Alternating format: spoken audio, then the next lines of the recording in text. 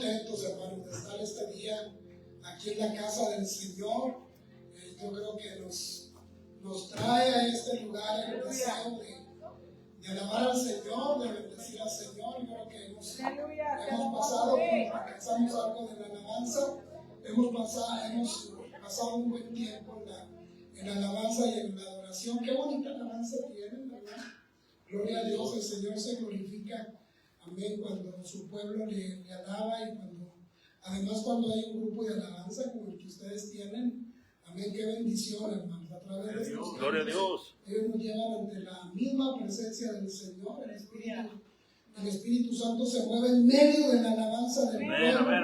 Amén. A veces mientras nosotros estamos cantando, estamos adorando, mire, ya Dios está moviendo. El Señor está sanando, el Señor está restaurando, el Señor está quebrantando. Cuando atravesamos esa puerta, hermanos, ahí en la entrada, cuando venimos de afuera, podemos venir cansados, a lo mejor podemos venir a lo mejor entristecidos, con algún conflicto. Algunos llegamos a la casa de enojados. Pero mire, ya cuando pasamos por ahí y empezamos a alabar al Señor y empezamos a tener estos momentos de intimidad con Dios, ¿verdad? Todas esas cosas, hermanos, se van de nuestra vida. Amén. La alabanza tiene un poder extraordinario, hermanos. Cuando el pueblo de Dios canta, cuando el pueblo de Dios alaba, ¿verdad? El Señor hace cosas también sobrenaturales en nuestra vida. Estoy muy, muy contento también de poder estar aquí con ustedes. Yo soy el pastor Enrique Ibarra. Estamos pastoreando mi esposa y yo, que está aquí presente. También Tony Ibarra. Y estamos pastoreando esa iglesia, Centro de Evento Peniel, ahí en Midland, por gracia del Señor. Y bueno, yo creo que nada se mueve si no es por la voluntad de Dios, hermanos. Yo creo que es la voluntad del Señor, ¿verdad? Que estuviéramos con ustedes aquí este día. Voy a invitarlos a que ocupen sus lugares. Y voy a invitarlos, hermanos, a que estemos todos con un corazón dispuesto, ¿verdad? Para recibir palabra de Dios. Las reuniones de los pentecostales, las reuniones de la iglesia evangélica son muy bendecidas, son muy alegres, son de mucho canto, de mucho salmo, de mucha alabanza. Pero nuestras reuniones nunca van a estar completas si no lleva el bendito mensaje del Señor, la hermosa palabra de Dios que es vida. Amén, hermanos, es vida para nuestro espíritu. Y yo sé que Dios quiere hablar a su pueblo este día, solamente hay que disponernos. Amén, hermanos. Dios siempre nos quiere hablar, Dios siempre quiere estar en comunicación con su pueblo. Así es que yo creo que en este lugar hay libertad, hermanos. Podemos tener libertad, mientras que hablamos, mientras que platicamos. Usted bendiga el nombre del Señor, hermanos. Hágalo con todo su corazón. Vamos creando un ambiente espiritual en este lugar. Amén. ¿Usted cree, hermano, que el Espíritu Santo está aquí? ¿Usted cree que Él puede hablarnos esta mañana? Amén. Bueno, ya es tarde. Ya venimos recién saliendo de nuestra iglesia, de nuestro servicio. Venimos a todo lo rápido que pudimos, ¿verdad? Para estar aquí con ustedes. Agradezco mucho la invitación de nuestra hermana Aguilera, ¿verdad? Que estos días tuvo bien invitarnos. Yo quiero, hermanos, con la ayuda de Dios, con la alianza del Espíritu Santo, quiero traerles esta bonita palabra. Es una palabra de aliento, es una palabra de confrontación, es una palabra de exhortación. Mucho depende cómo nosotros la tomemos. La palabra no vuelve vacía, hermanos, y yo sé que Dios va a hacer algo a través de ello. Mire, yo quiero llevarlos, hermanos, más que un pasaje de la Escritura, quiero llevarlos a un episodio de la vida de Israel, del pueblo de Israel. Recordemos, hermanos, que el pueblo de Israel es el pueblo escogido por Dios. Israel estaba en el corazón de Dios desde que habla con Abraham y le promete que a través de él, ¿verdad?, serán benditas todas las naciones de la tierra y que habría una gran nación. Entonces, a través de él, a través de Jacob, que Dios le cambia el nombre a Jacob, ¿verdad? Le cambia el nombre de Israel, por cuanto había luchado, dice, en contra de Dios y lo había vencido. A partir de ese momento viene el nacimiento de esta gran nación. Amén. El propósito que Dios tuvo desde un principio cuando quiso formar este pueblo es que el nombre de Dios fuese engrandecido y que todas las naciones de la tierra a través de este pueblo pudieran conocer al único Dios, al único sabio Dios, al verdadero, al todopoderoso. Israel se iba a levantar como una nación poderosa, como una nación victoriosa, como una nación gloriosa que iba a reflejar el poder y los cuidados de Dios. Ese era el propósito de Dios cuando formó esta nación. Pero lo que encontramos tristemente a lo largo de esta historia del pueblo que encontramos en el Antiguo Testamento es que en repetidas ocasiones, en muchas ocasiones, el pueblo se rebeló en contra de Dios. A pesar de todos los bienes recibidos de parte del Señor, a pesar de que ellos sabían, porque generación tras generación transmitían la hermosa historia cuando Dios los había librado de los 400 años de esclavitud que el pueblo había pasado en Egipto. Ellos conocían las historias de cómo Dios los había hecho pasar por el mar rojo en seco, como Dios los había alimentado por 40 años en el desierto, sus ropas nunca fueron envejecidas. Dios les cubrió del sol que producía el desierto, ese sol tan candescente, tan fuerte. Ellos vieron cómo estaba la nube ahí que los cubría, pero que también los guiaba. Hermano, cosas extraordinarias que hizo Dios a lo largo de estos 40 años, donde ellos pudieron ver la provisión de Dios, el alimento de Dios, donde todos los días había alimento para ellos, no tenían que hacer mucho para poder tener ellos el alimento. Pudieron ver la gloria de Dios, hermanos, en todo su esplendor, cómo Dios hablaba con Moisés, cómo Dios hablaba con el pueblo. Y hermano, todo esto estaba en el corazón de los israelitas, de los hebreos.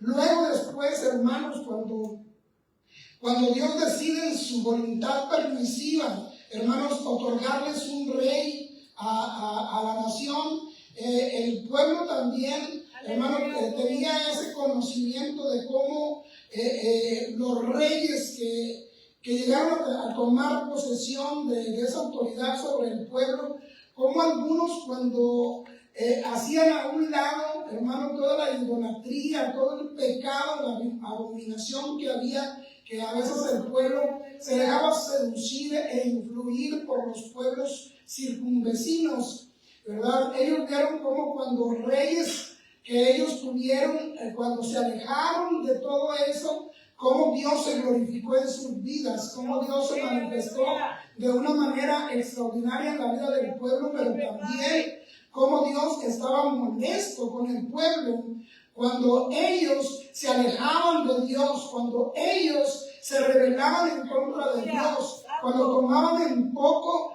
todo lo grande, todo lo maravilloso que Dios se había portado con ellos. Hermanos, en el episodio en el que yo quiero hablarles hoy es algo realmente tremendo, porque es Dios que está hablando a través del profeta Miqueas. Está hablando al pueblo de Israel, haciendo algunas observaciones, hermano, en las que el pueblo fue confrontado. El pueblo en ese tiempo vivía en una situación, hermano, de mucho abuso. Había muchas injusticias en el pueblo. Los que tenían, los poderosos, los pudientes, oprimían mucho a sus hermanos judíos que estaban viviendo en la pobreza, lejos de tenderles la mano, lejos de ayudarlos, los oprimían de tal manera que gran parte de la población vivía afligida. Y mire, hermano, no hay nada que se escape a la vista de Dios. Dios veía toda esa situación. Dios veía cómo el pueblo, lejos, hermanos, de ser misericordioso con sus mismos hermanos, cómo mostrar ese amor y esa misericordia. Se alejaban cada día más, hermanos, como si ellos en su momento no hubieran podido experimentar el cuidado y la misericordia de Dios. Y peor aún, había una altivez, había una soberbia tremenda en la mayor parte de la población. Amén. Y cuando Dios usa al profeta Miqueas para confrontar al pueblo por su pecado, entonces el pueblo, hermanos, empieza de una manera muy carnal, de una manera muy superficial, ponerse a cuentas con Dios. Y una de las cosas que ellos planean es volver a lo que ellos hacían antes, a sus rituales, a sus costumbres. Pretendían que a través del sacrificio, del holocausto, de llevar ofrendas a la casa de Dios, de esa manera Dios, hermano, perdonaría su pecado. De esa manera ellos podrían reivindicarse delante de Dios por el pecado que ellos tenían y del cual ellos estaban siendo confrontados a través de este hombre de Dios. Llega un momento, hermanos, en que Dios habla al pueblo. Y yo quiero llevarnos precisamente a estas palabras que Dios habla y que las encontramos ahí en el libro del profeta Miqueas, en el capítulo 6 y versículo 8. En este versículo, el profeta Miqueas les está reprochando su falsedad, su hipocresía, y les dice de esta manera: oh hombre, Él te ha declarado lo que es bueno. ¿Y qué pide Jehová de ti? ¿Qué pide Jehová de ti? Eso sería una buena frase como para reflexionar. ¿Qué es lo que Dios está pidiendo de nosotros? ¿Qué fue lo que Dios pidió al pueblo? Y ahí en este versículo hay tres cosas que Dios le está pidiendo al pueblo. La primera, dice, hacer justicia. Solamente hacer justicia. Luego dice, y amar misericordia. Y número 3, humillarte ante tu Dios. Son tres cosas que Dios está demandando al pueblo. Y estas tres cosas que Dios está demandando al pueblo es porque Dios quería, hermano, entrar al interior del corazón de cada uno de sus hijos, de cada uno, hermano, de los que pertenecían a este pueblo. Amén. Eran tres cosas en las que ellos necesitaban aplicarse, porque no existía justicia, no existía misericordia y no existía humillación, hermano. Y cuando estas tres cosas faltan en la vida del creyente, de la vida de cualquier persona, déjeme decirle que a partir de ese momento entramos en una enemistad con Dios. Dios se molesta, Dios se enfada. Hermano, cuando un pueblo actúa de esa manera, cuando no obramos con justicia, cuando no hay misericordia, cuando no hay humillación. Y sabe, este versículo, hermano, antes de decir estas tres cosas, el profeta, hermano, está diciendo: oh hombre, Él te ha declarado lo que es bueno. Sabe, hermano, está entrando a la conciencia de cada una de esas personas, porque les está recordando que a ellos se les ha declarado lo que es bueno. El pueblo de Israel conocía lo que era bueno y lo que era malo. El pueblo de Israel sabía lo que agradaba a Dios y lo que le desagradaba. No era algo ajeno para ellos.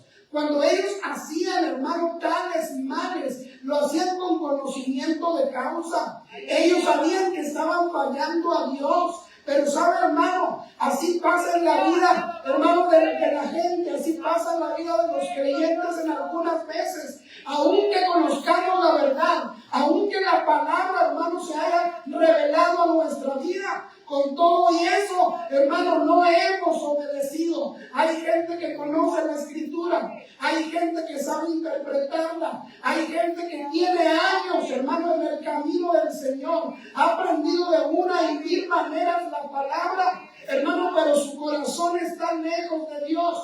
No han aprendido, hermano, a obrar con justicia. No han aprendido a amar con misericordia. Y lo peor del caso es que no se han sabido humillar delante del que todo lo puede. Ese es el problema que tenemos ahora en la iglesia.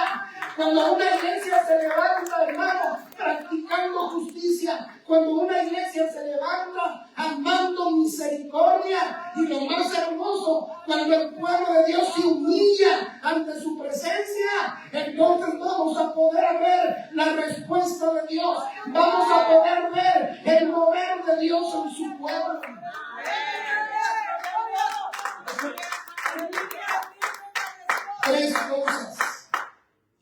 Tres cosas que pide Dios.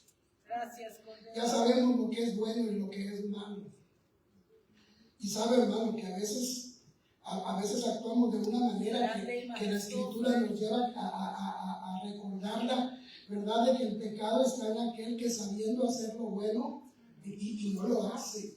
A veces pensamos que el pecado es violentar la ley de Dios. A veces nuestra idea está tan limitada del pecado, de ofender a Dios, ¿verdad? Es solamente en hacer cosas contrarias a Dios. Pero no solamente está ahí el pecado. El versículo lo dice muy claro, hermano, que se nos ha declarado la verdad. Conocemos lo que es bueno, conocemos lo que es malo. De una manera u otra, hermano, hemos sido enseñados a través de la Escritura, a través de la predicación. Y lo más tremendo es que es el Espíritu Santo, esa voz que habla en nuestra conciencia, la que nos dice cuando estamos obrando con rectitud o cuando estamos haciendo lo malo.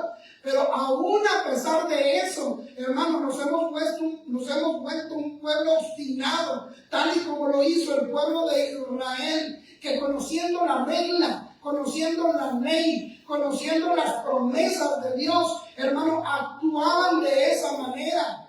Dios nos pide, hermano, que el pueblo de Dios se mantenga en la posición del pueblo de Israel. ¿Sabe, hermano, con cuánta razón el apóstol Pablo compara la iglesia de Jesucristo con el Israel, con el pueblo de Israel? Dice que somos el Israel espiritual, hermano, porque hemos sido llenos de gracia, porque hemos tenido la cobertura de Dios a través del Espíritu Santo, porque hemos recibido dones, porque hemos recibido manifestaciones, porque hemos visto la gloria de Dios tal y cual lo hizo el pueblo de Israel. Nos hemos visto revestidos por su presencia. Oh, hermano, pero tal como el pueblo de Israel, hermano, cada día que pasa, la iglesia se va enfriando. La iglesia va tomando en poco todo lo que ha recibido de parte de Dios y empieza a actuar con altivez, con soberbia. No hay compasión, no hay misericordia. Pensamos, hermano, que nosotros en nuestras capacidades y recursos todo lo podemos hacer. Se nos olvida que nuestra vida, nuestro ser, nuestra existencia depende de lo alto, depende del que todo lo puede. Hermanos, es tiempo de reflexionar, es tiempo de pensar, hermano, en lo que Dios pide de nosotros. Saben, nosotros a veces como seres humanos tenemos nuestras exigencias hacia otras personas. Cuando usted llega al matrimonio, usted llega pensando en las expectativas. ¿Qué es lo que espera usted de su pareja? ¿Qué es lo que espera usted de sus hijos? ¿Qué es lo que espera usted de sus amigos? ¿Qué es lo que espera usted de la fuente de empleo que usted tiene? Pero pocas veces nos ponemos a pensar, ¿qué es lo que Dios está esperando de mí? ¿Qué es lo que Dios demanda de mí? ¿Qué es lo que Dios pide de mí? Hermano, cuando llegamos a ese punto, tenemos que irnos a esta palabra. Tenemos que irnos a este versículo, esta palabra que es para nosotros. Yo quiero decirle, hermano, y quiero repetirlo una vez más, lo que Dios está pidiendo para nosotros, hermano, no es que ofrezcamos sacrificios como lo pensó el pueblo. Dios no está pidiendo, hermano, nuestras buenas obras, que son buenas en su momento, pero no es eso lo que Dios está demandando de nosotros. Hermano, no es qué tan religioso, qué tan cumplido, hermano, qué tan comprometido usted esté en este lugar. No importa qué tanto ame a su familia, no importa qué tanto tanto la cubra. Hay cosas, hermano, que Dios demanda que van mucho más allá de nuestra religiosidad, que van mucho más allá de nuestra calidad de seres humanos, que van mucho más allá de las buenas obras que nosotros podamos hacer. Hay cosas que Dios demanda de nosotros, hermano, que provienen de nuestro interior, que provienen de lo que hay en nuestra vida, de lo que está nutrida, de lo que está alimentada. Un corazón que ama a Dios, un corazón que sirve a Dios, un corazón que está sujeto a la voluntad de Dios, un corazón que está en plena comunión con Dios. Hermano, tiene que ser un corazón que sepa alabar a Dios en todo tiempo, que sepa bendecir a Dios en todo tiempo, que se levante practicando justicia, practicando la verdad, que ame la misericordia, pero más importante aún, que tenga la capacidad y que tenga la sensibilidad de humillarse ante el Todopoderoso. Número 1, hacer justicia. El pueblo no practicaba la justicia. ¿Qué era lo que hacían? ¿Sabe, hermano? Ellos tenían balanzas falsas y bolsas de pesas engañosas. O sea, engañaban a la gente en sus negocios de compraventa. Codiciaban heredades, casas, las robaban, oprimían al pueblo, los despojaban de sus bienes, a las mujeres las echaban de sus casas cuando ellas eran solas, y a los niños, hermano, les era quitada la alabanza, aborrecían lo bueno, hermano, y amaban lo malo. Ese era lo que había en el corazón de ellos, hermano. Vivían en una condición tal que aún los mismos jueces que había en ese tiempo tomaban cohecho y pervertían el derecho, actuaban a su propia conveniencia. ¿Sabe? Había una degradación que no solamente, hermano, había entre el pueblo, sino que aún llegaban de los líderes religiosos, porque los sacerdotes enseñaban por dinero y los profetas hacían errar al pueblo. Todo lo hacían en su conveniencia. Por donde quiera que usted volteaba en ese momento, en ese tiempo en el pueblo, había perversidad, había corrupción, había maldad. Oh, hermano, por eso Dios es que les demanda hacer justicia. Queridos hermanos, yo quiero preguntarle, ¿son nuestras obras justas? ¿Actuamos con rectitud? ¿Qué tanta integridad tenemos nosotros? Porque sabe, la integridad es una virtud, hermano, que llevamos en lo secreto. La integridad no se publica, la integridad no se proclama, la integridad se practica, hermano, en el anonimato. Ahí es donde nosotros demostramos a Dios, no a la gente que nos rodea, de qué estamos nosotros hechos, de qué estamos nosotros formados, si realmente somos o no somos. Hermano, nosotros hemos creído por fe. Nosotros sabemos que el justo por la fe vivirá, y es por fe que nosotros estamos aquí, hermano. Pero si hay fe, entonces nosotros tenemos que mostrarlo con nuestras obras. Cómo nosotros, hermanos, nos desarrollamos allá afuera. El cristiano no se muestra dentro de las cuatro paredes de una iglesia. El verdadero cristiano ha de mostrarse allá afuera, practicando justicia, haciendo cosas que convienen, haciendo cosas que son dignas de un hijo de Dios. No existe engaño, no existe vanidad, no existe soberbia, no existe corrupción, no existe mentira en la boca de uno que se dice ser hijo de Dios. Hermano, por eso es que Dios está demandando a su pueblo hacer justicia. Solamente es lo que dice Dios, es lo que pido de ti, y es lo que Dios está pidiendo de nosotros ahora, que obremos con justicia. Por un momento pensemos en nuestros actos, en las cosas que nosotros hacemos todos los días, las actitudes que nosotros tomamos en relación a nuestra familia, en relación, hermano, a la gente con la que nosotros, hermano, todos los días estamos teniendo una relación con ellos.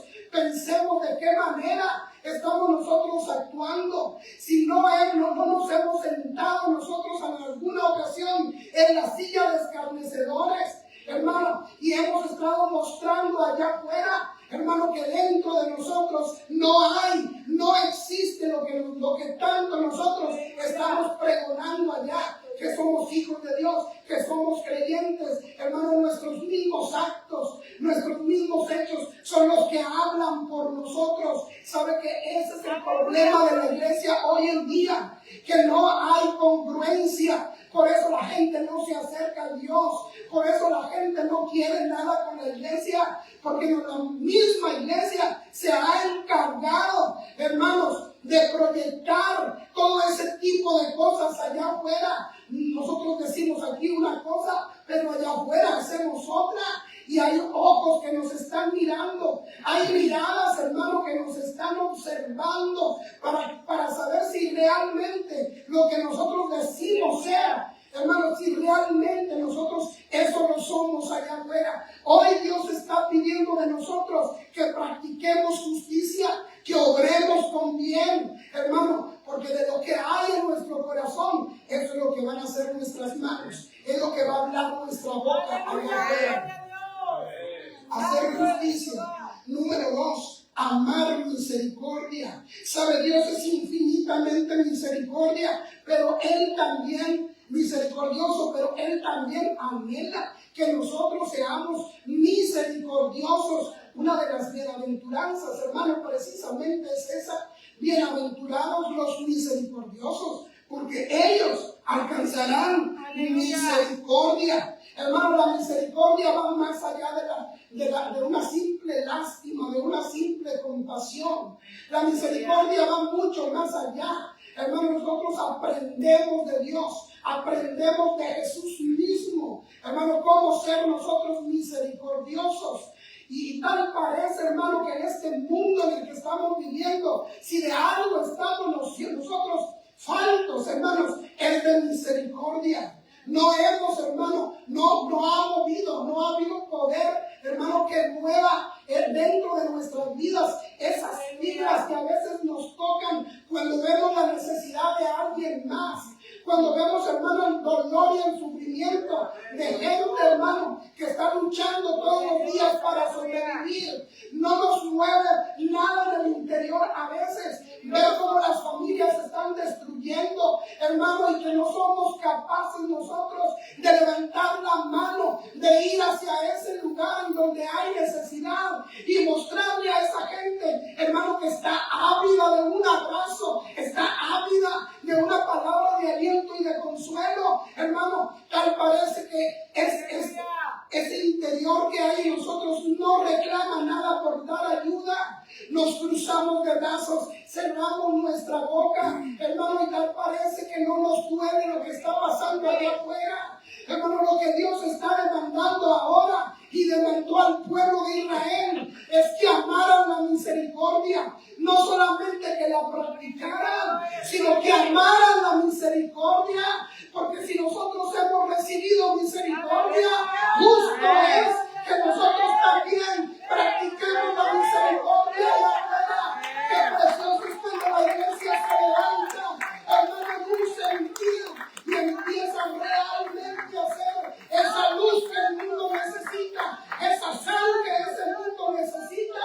Qué precioso es cuando la iglesia es movida en misericordia y empezamos a ver la necesidad y la hacemos como si fuera nuestra, y empezamos a ver a nuestros hermanos que están pasando por algún tipo de necesidad y, hermanos, sentimos en nuestro corazón no solamente lástima, no solamente una compasión, sino que vamos mucho más allá y extendemos la mano para bendecir y extendemos nuestra mano para abrazar. Eso es misericordia. Dice la palabra del Señor, hermano, como muestra de lo que realmente es la misericordia. Una parábola que el Señor Jesús enseñó a sus discípulos. Dice que iba un hombre transitando cuando llegaron unos maleantes, unos delincuentes, lo despojaron de sus posesiones, lo golpearon, lo dejaron medio moribundo allí en la calle, hermano, sin poder moverse, sin poder pedir ayuda. Y dice la palabra que el Señor Señor, hermano, les explicó a sus discípulos que pasó primero un sacerdote y lo vio ahí tirado, moribundo, y no fue movido a misericordia, sino que siguió su paso, siguió, hermano, su camino. Luego de regreso viene un levita, uno de los que ministraban en el templo, que se suponía que era la gente que estaba más cerca de Dios, hermano, y ve ese cuadro también tan triste y desolador de ese hombre golpeado ahí a la orilla del camino, hermano, y siguió de largo. No hubo compasión, no hubo misericordia. Qué triste, hermano, que habiendo gente tan cerca a Dios, tan cercana a Dios, que habiendo gente, hermano, que profesa tener el amor de Dios y lo gritan a los cuatro vientos, no son capaces, hermano, de obrar con misericordia. Pero dice el Señor en su parábola que pasó un tercero y era un samaritano, alguien a quien el pueblo de Israel no quería a los samaritanos, y pasa un samaritano por ahí, y cuando ve al hombre ahí tirado, dice la palabra del Señor que es movido a misericordia, sintió dolor, sintió aflicción, porque había ahí, no era un perro el que estaba ahí tirado, era un ser humano, era una persona, era un hijo de Dios. Hermano, se detiene y lo levanta y lo empieza a curar y le empieza a dar primeros auxilios, y cuando ya lo ve un poquito más rehabilitado, lo lleva a un lugar, al mesón más cercano, y paga por adelantado unos días para que este hombre pueda, hermano, restaurarse en el estado en que lo dejaron. Eso es misericordia. ¿Qué ganamos, hermano, nosotros con ver y decir, es que tal persona está pasando por esto, es que tal persona está pasando por lo otro? Vamos a orar. Hoy la iglesia, hermanos, para la iglesia es muy cómodo decir nada más, vamos a orar y vamos a orar. Sabrá Dios si oremos o no oremos. Pero cuando vemos la necesidad, hermano, a nada más nos comprometemos más que orar. Vamos a orar y vamos a orar. Y apenas sale usted de ahí de ese lugar y se le olvida. No ora el Señor. Amar misericordia es cuando tú vas y actúas, accionas, vas al lugar de la necesidad, haces lo que Dios te indica en ese momento y puedes levantar al caído, puedes abrazar a aquel que lo está necesitando en esos momentos. Eso es amar la misericordia, no solamente practicarla, sino amarla también, así como Él tuvo misericordia de nosotros, hermano. Nosotros también tenemos que amar la misericordia, ser compasivos, clementes, benignos. Dios está demandando de su pueblo ahora. Y por último, de las tres cosas que Dios pide de ti, querido hermano, es que te humilles ante tu Dios. Amén, aleluya. Humildad. Humildad. Glorificado eres, Padre. ¿Sabe que esta virtud está caracterizada por la mansedumbre, por la modestia, por la paciencia, por la sencillez? Pero de esto era lo que adolecía Israel y Judá, estas dos pueblos. Su pecado los volvió soberbios, orgullosos. En su arrogancia se olvidaron de Dios, porque sabe que es lo que hace el pecado. Glorioso eres, Eso es lo que hace el pecado, te vuelve soberbio, te vuelve arrogante. Amén. Te vuelve orgulloso, te vuelve vanidoso. Amén. Amén. Y el pueblo en su arrogancia se olvidaron de Dios, se olvidaron de todas las obras y toda la misericordia que habían recibido de parte de Dios. Y de ahí es de que Dios les pide a su pueblo que se vuelvan a Él. Pero les dice de qué forma. ¿Saben de qué forma? Con un corazón contrito y humillado. Porque el corazón contrito y humillado. Gloria a Dios. ¿Qué? El Señor no lo desprecia. El Señor no lo desprecia. Gloria a Dios. No lo desprecia. ¿Sabe, hermano? Hoy Dios nos está pidiendo humildad. Dice Isaías 57:15. Él ha dicho: yo habito en la altura y la santidad, y con el quebrantado y humilde de espíritu, para hacer vivir el espíritu de los humildes y para vivificar el corazón de los quebrantados. Yo quiero preguntarle, en la relación que usted tiene con los demás, ¿cómo se relaciona usted con la gente?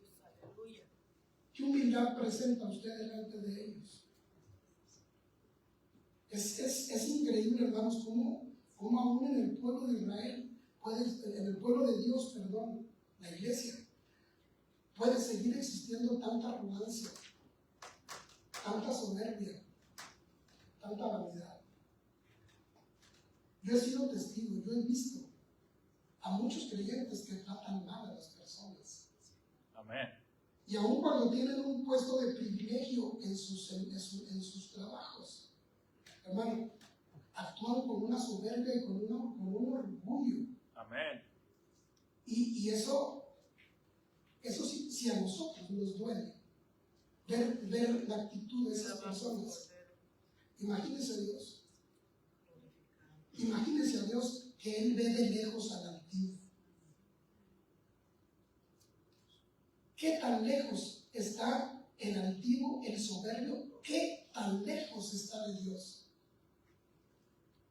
¿Qué tan lejos está de Dios? Porque tu soberbia te aleja de Dios. Amén. Pero aparte, Dios se aleja de tu soberbia. Dios al soberbio lo quiere ver de lejos. Yo me imagino a Dios viendo a todos los seres humanos y cuando vean un soberbio por ahí, Dios le voltea la cara. No quiere tener contacto con él, no quiere saber nada de él. En su calidad de pecador, en su calidad de soberbio y de orgulloso. Y ese, hermano, ese es un problema en todos los niveles. La falta de humildad que tenemos nosotros ahora. ¿Qué es lo que te hace? ¿Qué es lo que nació en tu corazón? ¿Qué es lo que ha nacido en nuestro corazón? Que nos ha llevado, hermano, a esos niveles de arrogancia, de soberbia. Un puesto dentro de la iglesia. Un título dentro de la iglesia. Un don que otros no tienen. Una habilidad que muchos no tienen. Eso es lo que te ha llevado al punto de la soberbia, del orgullo. Déjame decirte, hermano, que lo que Dios está demandando de nosotros ahora precisamente es que hagamos a un lado toda la soberbia que puede existir en nuestra vida y que entendamos de una vez por todas que el único Dios verdadero, que el único que tiene todo el poder, toda la autoridad, todo el dominio, toda la soberanía, hermano, está en los cielos. Él sí es, hermano, el soberano, Él sí lo puede todo. Nosotros somos simples mortales, nada más. Somos simples seres humanos que vivimos en nuestras limitaciones diarias y que basta solamente la palabra de Dios, basta solamente una de su palabra, hermano, para hacer caer al más elevado, al más altivo, al más soberbio, porque hay gente que se cree muy alta, pero no han entendido que hay uno más alto que ellos, hay uno más poderoso que ellos, y que en su palabra, hermano, está en poner y quitar reyes, porque esa es la autoridad que Él tiene. Yo me pregunto, ¿quiénes somos nosotros? ¿Quiénes somos nosotros? Yo le voy a decir algo, hermano. Sin Cristo, nosotros no somos nada. Tenemos que entenderlo de una vez por todas. Si algún día llega la soberbia, si algún día llega tu pensamiento, hermano, esas ideas de que tú eres alguien, de que tú eres importante, de que sin ti las cosas no van a funcionar, déjame decirte que es tiempo que entendamos, hermano, que todo lo que tenemos es por la gracia de Dios. Todo lo que hemos recibido viene de parte de Dios. Hermano, de Él desciende toda bendición. De Él desciende, hermano, todo lo que nosotros tenemos ahora y estamos disfrutando. Lo que pasa es que para humillarse, hermanos, está difícil. Glorificado No eres, cualquiera se Padre. humilla. ¿Saben? Porque en las formas y en los cantos y en las oraciones, nosotros podemos decir 1001 veces a Dios que nos humillamos. Yo me humillo y yo me humillo. Y como que forma parte de una oración mecánica. de un canto, ¿verdad? De algo que nos han enseñado a decir. Pero llevarlo a la práctica no es tan fácil. Vamos a ver, 2:43. Llevarlo a la práctica no es tan fácil. Porque está de por medio, hermano, nuestra aparente dignidad como seres humanos. Está de por medio, hermano, todo lo que nosotros hemos logrado a través de los años. Glorioso Señor. ¿Sabe que yo viví un tiempo de mi vida que vivía con mucha arrogancia, a pesar de ser cristiano? A mí no me da pena decirlo porque el Señor hizo cosas conmigo como usted no tiene idea. Si me invitan otra vez, hermano, a la les platico, ¿verdad? Lo que Dios hizo conmigo. Glorioso Jesús. Pero Dios me tuvo que dar a mí, me tuvo que dar lecciones de humildad. Amén. Porque hubo un momento en mi vida, hermano, que yo pensaba que yo me las sabía de todas. Yo hice mi carrera en México, tenía muy buen trabajo, ganaba muy buen dinero, tenía una familia hermosa. Y sabe, hermano, parece algo tan contradictorio que entre más te bendice Dios, llegas a un punto en tu vida que te la crees que todo lo que tú tienes es porque tú te lo has ganado, tú te lo has merecido, ¿verdad? Yo 4 años estuve en la carrera, hermano, yo me acuerdo que los maestros nos decían que les quede bien claro que ustedes han llegado hasta aquí por sus logros, por sus metas, por su esfuerzo, por su trabajo. Ustedes no le deben nada a nadie, porque mientras otros estaban viendo televisión, mientras otros estaban jugando al fútbol, ustedes estaban estudiando, estaban quemándose las pestañas. Y de una manera u otra, el mundo, hermano, es la filosofía del mundo, es lo que el mundo nos enseña, que tú todo lo que tú tienes es porque tú lo hiciste, porque tú con tu esfuerzo, por tu conocimiento. Y yo por muchos años estuve viviendo engañado, pensando, hermano, que yo era el Superman, que era el que todo lo sabía, el que todo lo podía, hermano, por el lugar hasta donde Dios me llevó. Pero un día, hermano, yo me tuve que humillar delante de Dios. ¿Y sabe qué, hermano? No lo hice por mi cuenta. No fue algo que yo decidí humillarme delante de Dios. Dios me llevó a un punto en mi vida, hermanos, en que no me quedó otra alternativa que tener que humillarme delante del Todopoderoso. Dios empezó a darme lecciones, hermano, a mi vida, en que un día después de tenerlo todo, una mañana me levanté y volteé a mi alrededor y no tenía absolutamente nada más que 2 criaturas que mantener y una esposa que mantener también. Era todo lo que tenía. Y entonces en ese momento, hermano, yo tuve que aceptar que el único que podía levantarme, el único que podía sostenerme, el único que podía sustentarme, hermano, era el Dios Todopoderoso que yo había conocido desde mi juventud. Dios me dio lecciones de humildad. Y hermano, eso no es malo, eso es bueno. Dios a veces nos lleva, hermano, a esos momentos para que nosotros aprendamos, hermano, que nuestra vida depende de Él y que lo que nosotros tenemos, hermano, todo lo que tengamos también proviene de Él. La Biblia nos dice de ese hombre, ese capitán del ejército de Asiria. Usted recuerda la historia. Ese capítulo, ahí en el libro de los Reyes, empieza hablando de esa manera. Exacto. Empieza hablando de esa manera. Hermano, dice que él era jefe, era jefe de los capitanes, o sea, tenía ahí un puesto muy, muy importante, ¿verdad? Ahí en el ejército de Siria. Pero había algo que pasaba con este hombre. Tenía mucha posesión, tenía mucho dinero, tenía un estatus muy elevado, pero pasaba algo. Es que era leproso. Era leproso. Se diga como nada es perfecto. Se diga que la perfección sin Dios no existe. Aleluya. Lo tenía todo, pero era leproso. Santo eres. Y lo leproso era una de las enfermedades más vergonzosas que había en ese tiempo. Incurable. Con un impacto no solamente en el cuerpo, sino también un impacto social. Porque tenían que vivir alejados. Gloria a Dios. Y era leproso. Glorificado eres, Padre. Y llega yo creo que usted conoce la historia, porque luego llega una muchacha que fue llevada a la deportación allá a Siria, hermano, y muy cercano allá a este hombre, y le dice a la esposa, ¿sabes señora? Allá en Israel hay un profeta de Dios que le puede curar la enfermedad Poderoso Rey.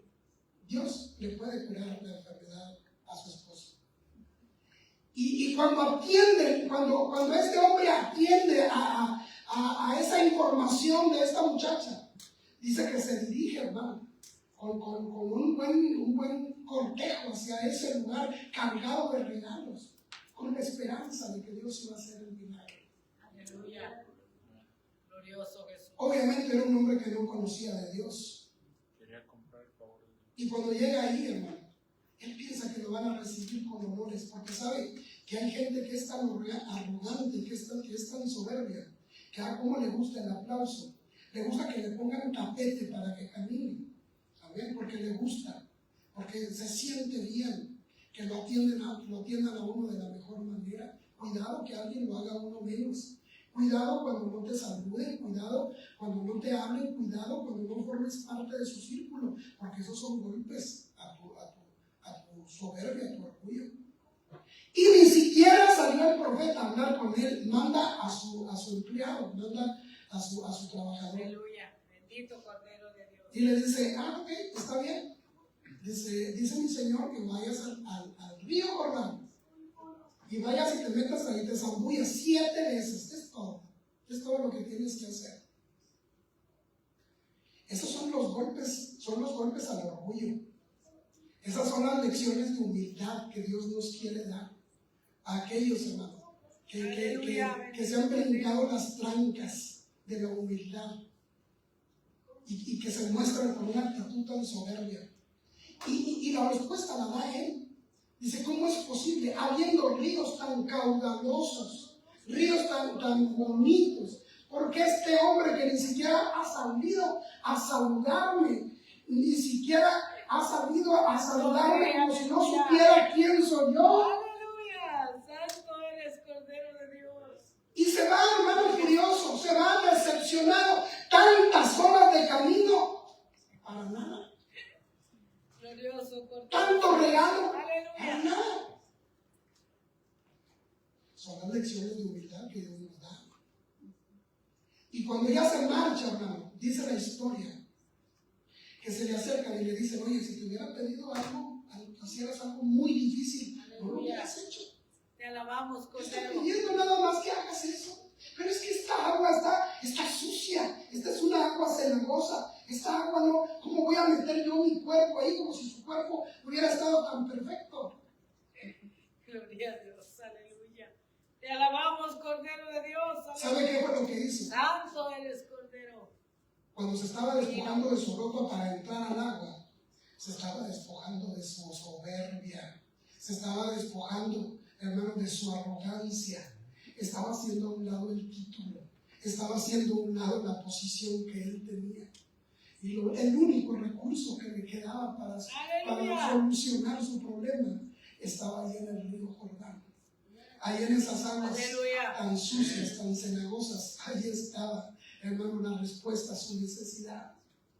Y fue una, y no pasó nada, y fue 2, y 3, y 4, y no pasó nada, y pasó 5, y pasó 6, y no pasó nada. Pero cuando se zambulle la 7ª vez, cuando sale él del agua, hermano, es entonces cuando empieza a observar que su cuerpo, su piel, estaba siendo restaurada por el poder glorioso de Dios. Porque cuando tú haces a un lado tu vanidad, tu orgullo, tu soberbia, es entonces cuando realmente Dios empieza a trabajar en tu vida. Tenemos que creer en un evangelio de poder. Tenemos que creer en un evangelio, hermano, que va más allá de las formas, va más allá de la religiosidad. Tenemos que creer en un evangelio puro, en un evangelio sencillo, en un evangelio que va, hermano, y traspasa el corazón de las personas y los convierte a Cristo y los hace que realmente Jesús sea el Señor y Salvador de sus vidas. Eso es hacer a un lado, hermano, la soberbia. Yo no sé de qué manera Dios, hermano, tenga que hablarnos a muchos de los que estamos aquí para someternos, hermanos, para someternos a su autoridad. Usted, hermano, se ha caído en el pecado de la soberbia, en el pecado, hermano, del orgullo y de la vanidad. No crea que es el primero. No crea usted, hermano, que nadie más ha pasado por ahí.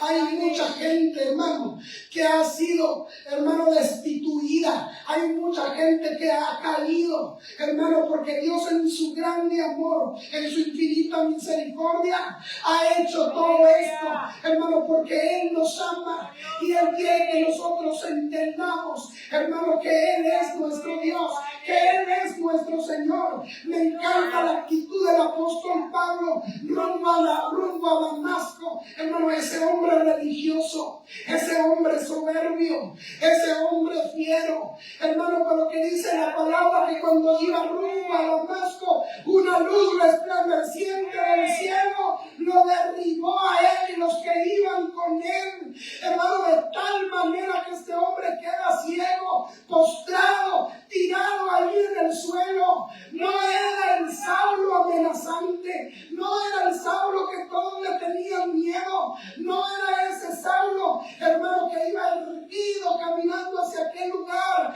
Ahora lo vemos ahí tirado en el suelo, ciego, sin poder levantarse, hablando con el Rey de Reyes y Señor de Señores. Mi hermano, Dios lo llevó a tal humillación que lo único que pudo hacer este hombre es decirle a Jesús: Señor, ¿qué quieres que yo haga? Señor, ¿qué quieres que yo haga? ¿Saben, hermano? Cuando nos humillamos realmente delante de Dios, lo único que va a salir de nuestra boca es decirle al Señor: aquí está mi vida, Señor. ¿Qué quieres que yo haga? Aquí estoy. Ya no tengo voluntad. Ya no tengo mi voluntad que yo tenía. Ya no tengo el orgullo que yo tenía antes. Ahora estoy aquí, Señor, doblegado, quebrantado, reconociendo, Señor, que a nadie más serviré, reconociendo que a nadie más agradaré, solamente a ti, Señor. Tú eres mi motivo de vivir, tú eres mi motivo de seguir existiendo. Eso es lo que Dios está pidiendo ahora de su iglesia. Yo quiero pedir, hermano, que se ponga en pie ahora. Eso es lo que Dios pide de ti. ¿Alguna vez usted se ha preguntado qué es lo que Dios quiere de mí? ¿Alguna vez usted se ha hecho esta pregunta? ¿Qué es lo que? Y le ha dicho el Señor: Señor, ¿qué quieres de mí? Aquí está la respuesta. Aquí está la respuesta. Lo que Dios está pidiendo de nosotros es solamente hacer justicia, que obremos con rectitud. Él está pidiendo que amemos su misericordia, pero también Él está pidiendo que nos humillemos delante de nuestro Dios. Yo quiero hacer un llamado a este altar, hermano. Yo quiero hacer un llamado a este altar. Y que usted venga rápido, venga pronto aquí a este lugar. Y tomemos un momento, hermano, de administración. Y que hermano, que demos la oportunidad al Espíritu Santo, porque Él quiere hacerlo. Que le abramos esa puerta al Espíritu Santo y que le digamos con todo nuestro corazón: aquí estoy, Señor. Aquí está mi vida. Y cual Saulo de Tarso, nosotros podamos decirle al Señor: Señor, ¿qué quieres que yo haga? Aquí estoy, Señor. Tú me venciste. Ya me venciste a mí. Ya no puedo seguir luchando. Ya no puedo seguir luchando. Hoy me despojo de toda soberbia, de toda vanidad, de todo orgullo. Hoy me despojo de toda injusticia. Me despojo de toda falta de misericordia. Me despojo de todo eso. Señor, porque yo quiero servirte. Yo anhelo, Señor, tener una comunión contigo, tener paz contigo, ahora en este momento. Aleluya.